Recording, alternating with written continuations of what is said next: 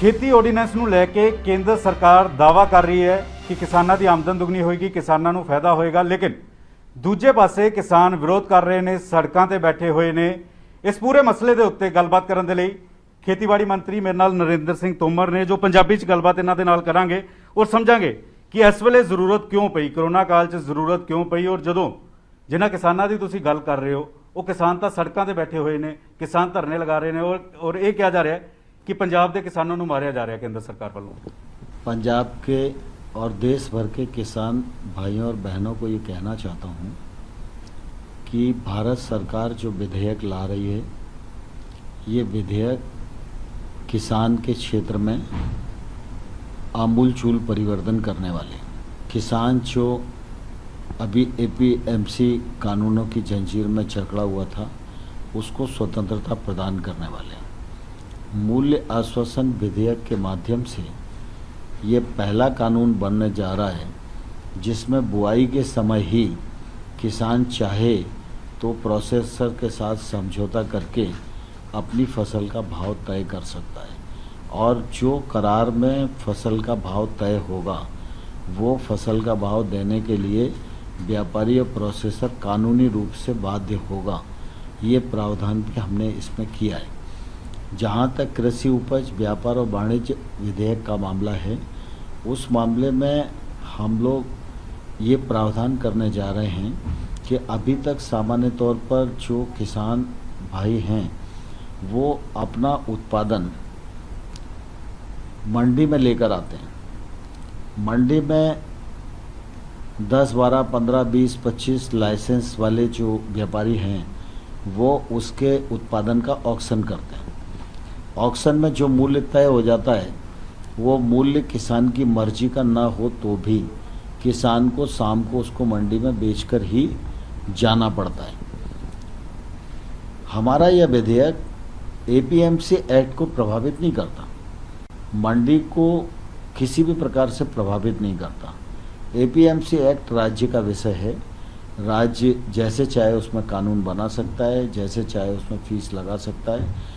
लेकिन हम इस विधेयक के माध्यम से मंडी प्रेमाइसेस के बाहर जो पूरा इलाका है, चाहे वो किसान का घर हो, चाहे वो किसान का खेत हो, चाहे वो उसका वेयर हाउस में रखा हुआ सामान की जगह हो, वह अपने स्थान से किसी भी व्यक्ति को किसी भी स्थान पर और किसी भी मनचाही कीमत पर अपना उत्पादन बेच सकता है। जो मंडी प्रेमाइसेस के बाहर ट्रेड होगा उस पर किसी प्रकार का टैक्स न तो राज्य सरकार का लगेगा और ना ही केंद्र सरकार का लगेगा। मैं समझता हूँ यह विधेयक किसानों को स्वतंत्रता देने वाला है। तोमर साहब, क्योंकि मैं पंजाब तो आना और बहुत सारे पंजाब के किसानों ने मेरी गलबात हुई, बठिंडा तो सोहन सिंह पूछ रहे ने कि सरकार एक गारंटी लेगी कि MSP खत्म होएगी या नहीं होएगी, क्योंकि लगातार शंके ने कि MSP अगले 3-4 सालों च सरकार खत्म करने की कोशिश कर रही है, अगले 3-4 सालों च MSP खत्म हो जाएगी। तुसी न्यूज़ 18 ते गारंटी देंदे हो कि MSP नहीं खत्म होएगी? मैं किसान भाइयों को आपके माध्यम से कहना चाहता हूँ कि कांग्रेस भ्रम फैला रही है, दुष्प्रचार कर रही है। इस एक्ट से MSP का कोई वास्ता नहीं है। MSP भारत सरकार का प्रशासकीय निर्णय है। MSP पर खरीद होती थी, होती है और आने वाले कल में भी होती रहेगी। इसमें किसी को अविश्वास करने की आवश्यकता नहीं है और राजनीतिक सियासत के बहकावे में किसी किसान को आने की जरूरत नहीं। एक अमृतसर तो रविंदर सिंह होरी किसान ने वो पूछ रहे ने कि मंडियां खत्म कर दित्तियां जाणगियां, ਜਿਹੜੀਆਂ ਛੋਟੀਆਂ-ਛੋਟੀਆਂ ਮੰਡੀਆਂ ਨੇ हर ਜ਼ਿਲ੍ਹੇ ਦੇ ਵਿੱਚ ਨੇ, ਕੀ ਉਹ ਮੰਡੀਆਂ खत्म होणगियां इस कानून ਦੇ ਨਾਲ?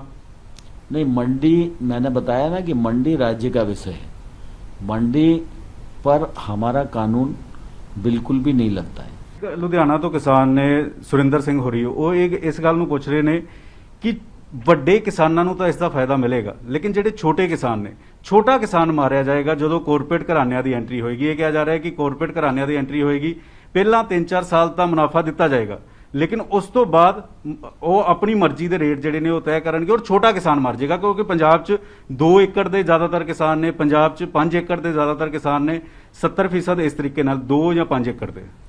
जो किसान भाइयों के मन में ये संदेह है उनके लिए मेरे दरवाजे हमेशा खुले हैं।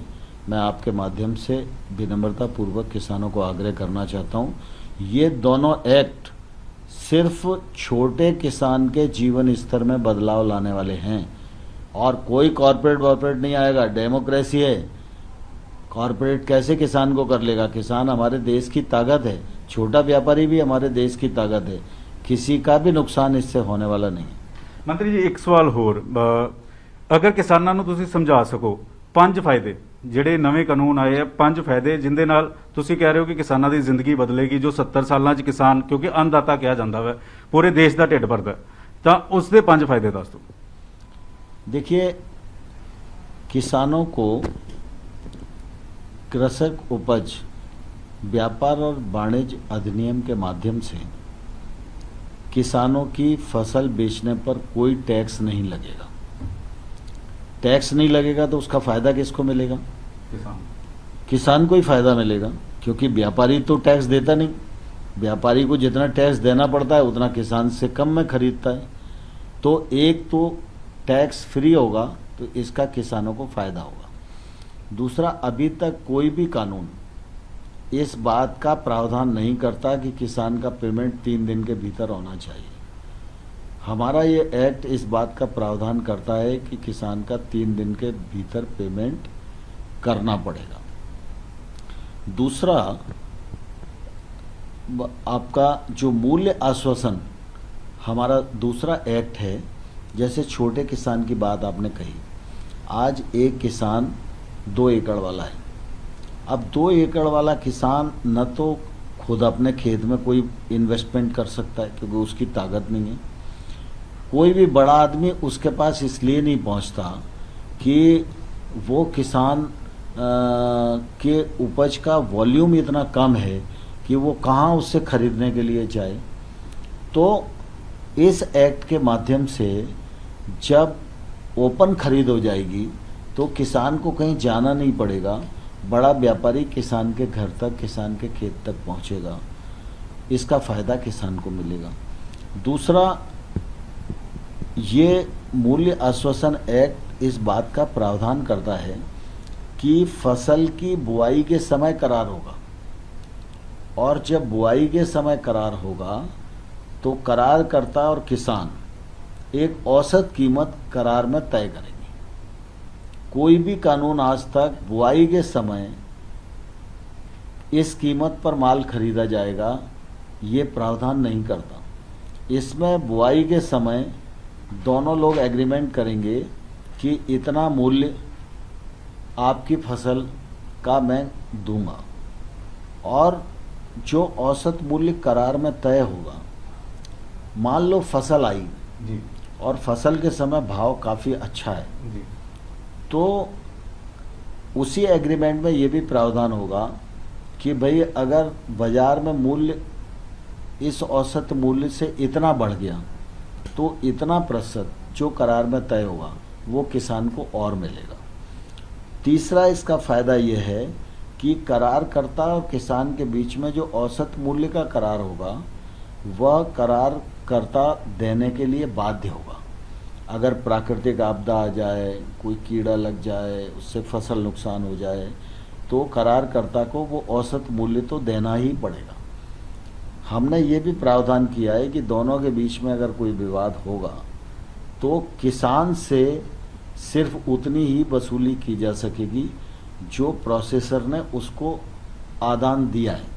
मान लो उसने बीज दिया है या कुछ और दिया है, बाकी कोई वसूली किसान से नहीं की जा सकती। दूसरा, जो वसूली करने की बात कभी निर्णय में आएगी भी तो किसान की ज़मीन के अगेंस्ट वो वसूली नहीं की जा सकती। मतलब कोई भी ये निर्णय नहीं दे सकता कि भाई इतना पैसा इनको देना है, अब किसान की ज़मीन नीलाम कर दो और इनका पैसा पटाओ। वो आप तय कर सकते हो कि भाई इतना पैसा तुमने लिया है, बोले हाँ लिया। ਲੇਕਿਨ ਮੰਤਰੀ ਇਹੀ ਸ਼ੰਕੇ ਨੇ ਕਿਸਾਨਾਂ ਨੂੰ ਇਹ ਕਿਹਾ ਜਾ ਰਿਹਾ ਜਾਂ ਕਿਸਾਨ ਇਸ ਗੱਲ ਨੂੰ ਸਮਝ ਰਹੇ ਨੇ ਕਿ ਹੁਣ ਆਪਣੀ ਜ਼ਮੀਨ ਦੇ ਮਾਲਕ ਨਹੀਂ ਰਹਿਣਗੇ। ਕਾਰਪੋਰੇਟ ਘਰਾਣੇ ਜਦੋਂ ਕਰਜ਼ ਦੇ ਦੇਣਗੇ ਤਾਂ ਉਹ ਸਿਰਫ ਖੇਤੀ ਕਰਨਗੇ, ਲੇਕਿਨ ਆਪਣੀ ਜ਼ਮੀਨ ਦੇ ਮਾਲਕ ਵੀ ਨਹੀਂ ਰਹਿਣਗੇ। कोई भी फैक्ट्री का मालिक, कोई भी उद्योगपति किसान की जमीन से संबंधित करार नहीं करेगा। किसान की खेती पर जो फसल है उससे संबंधित समझौता होगा। किसान की जमीन न तो लिखा पढ़ी में आ सकती है, ना ही किसान की जमीन पर किसी प्रकार का कोई प्रभाव पड़ेगा। और अगर प्रोसेसर खेती कर रहा है तो कोई इंफ्रास्ट्रक्चर बनाने की भी ज़रूरत पड़ती है, तो उस इंफ्रास्ट्रक्चर का मालिक भी किसान ही होगा, प्रोसेसर का उसके ऊपर कोई अधिकार नहीं होगा। ਲੇਕਿਨ ਤੁਹਾਡੀ ਆਪਣਾ ਸਹਿਯੋਗੀ ਦਲ ਅਕਾਲੀ ਦਲ ਹਰਸਿਮਰਤ ਕੌਰ ਬਾਦਲ ਹੋਰਾਂ ਨੇ ਅਸਤੀਫਾ ਦੇ ਦਿੱਤਾ, ਉਹ ਤੁਸੀਂ ਉਹਨਾਂ ਨੂੰ ਵੀ ਨਹੀਂ ਸਮਝਾ ਸਕੇ। ਹਰਸਿਮਰਤ ਕੌਰ ਬਾਦਲ ਨਾਲ ਕੱਲ ਮੈਂ ਗੱਲਬਾਤ ਕਰ ਰਿਹਾ ਸੀ, ਉਹ ਕਹਿੰਦੇ ਕਿ ਮੈਂ ਕਿਸਾਨਾਂ ਤੋਂ ਮਾਫੀ ਮੰਗਦੀ ਹਾਂ, ਮੈਂ ਕੇਂਦਰ ਸਰਕਾਰ ਨੂੰ ਨਹੀਂ ਸਮਝਾ ਸਕੇ। नहीं नहीं, देखिए दरअसल मैंने कहा ना, सियासत में सब आ जाते हैं, ਅਕਾਲੀ ਦਲ ਵੀ सब आ जाते हैं। सियासत को किसान से दूर रखना चाहिए। ਤੁਹਾਨੂੰ ਨਹੀਂ ਲੱਗਦਾ ਕਿ ਅਕਾਲੀ ਦਲ ਨੂੰ ਇਸ ਵੇਲੇ ਸਾਥ ਦੇਣਾ ਚਾਹੀਦਾ ਸੀ, ਅਗਰ ਤੁਸੀਂ ਕਿਸਾਨਾਂ ਲਈ ਇੰਨਾ ਫਾਇਦੇਮੰਦ ਲੈ ਕੇ ਆਏ ਹੋ? छोड़ो, इतना ही काफ़ी है।